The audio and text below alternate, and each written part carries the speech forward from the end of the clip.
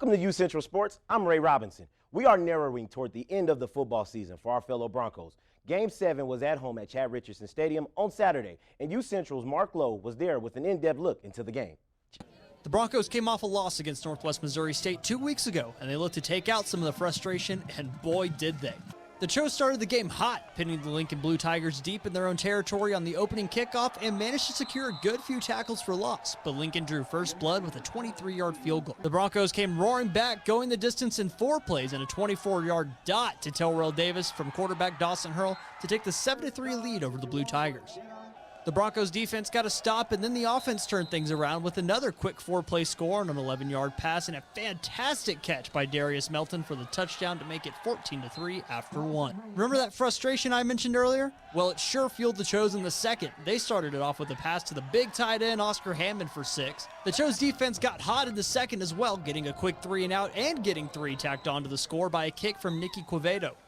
The Broncos capped off the second with a quick dart to Madison Ridgeway, making it 31-3 headed into the half.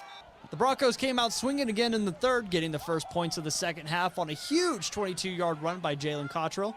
Lincoln said enough was enough, and they took the ball down the field in 5 plays and tacked on 7 for themselves, but another big play by Hurl and Cottrell made it 45-10 headed into the fourth quarter. By this point in the game, the backups were starting to get some reps, like former UCentral sports anchor and Bronco running back Peyton Scott, who fought his way to the end zone for 6. Mason Williams also found his way into the end zone for the knockout blow to the Blue Tigers, making the score 59-10 with 2 minutes left in the game.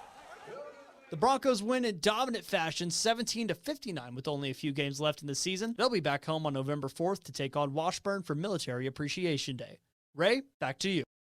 All right, thank you, Mark. A job well done by our Broncos. They have an opportunity to even out their series record as they take on Northeastern State University this Saturday at 6 p.m. in Tahlequah, Oklahoma. Let's wish them good luck in hopes of turning the season around. The UCO volleyball team went undefeated this past weekend. These wins were all on the road against 2 Missouri teams. Their most impressive win was against Northwest Missouri, going 3-0. They gave up no series to the Bearcats, with Mallory Cohen leading the way with 18 kills total in the game.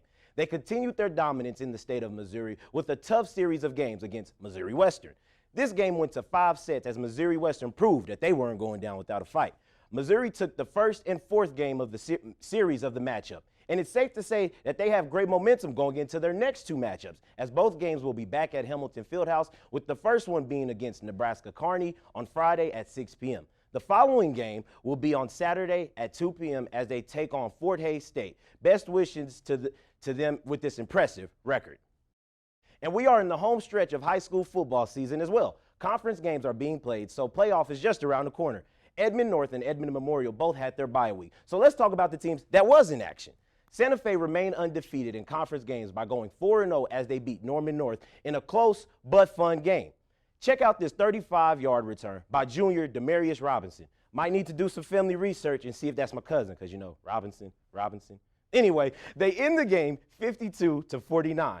And Deer Creek also took care of business in a shutout win against Lawton, winning the game 49-7. Both Edmond teams all came out victorious on Friday. Next Monday, I'll be back with a rundown on all Edmond teams that were there in action on Friday. And hopefully, we'll have a clear vision into some playoff seedings.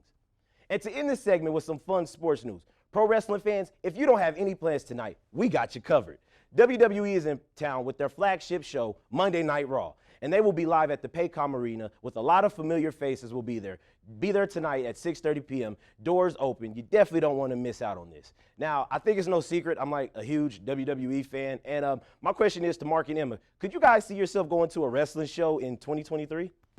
The Redders, Native American. I could see myself if there were like the 90s wrestlers like Bret the Hitman Hart, Shawn Michaels, Cold Stone Steve Austin, like all those like, but I don't know about now. I don't know if I would pay money to go today's world of wrestling. Yeah, I'm the complete opposite. I would go, no questions asked. If my ticket was paid for, I am there, nothing else needed. I'm like you, though. I definitely like the older wrestlers better. You know, if The Undertaker was there, not complaining. That's my all-time favorite. But I'm definitely liking the newer guys, too. John Cena and The Rock are back, so definitely a lot of good names in WWE this year. Very exciting.